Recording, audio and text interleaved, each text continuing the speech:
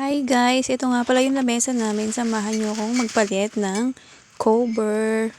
Yan nga guys, papalitan na natin kasi ang pangit na siya.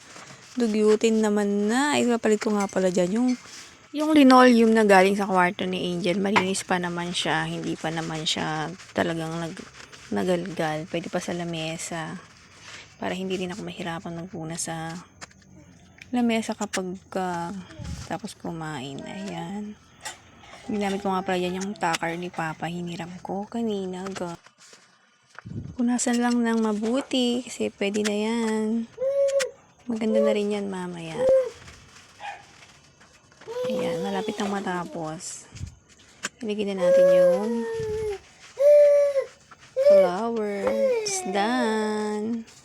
Salamat sa panonood. Bye!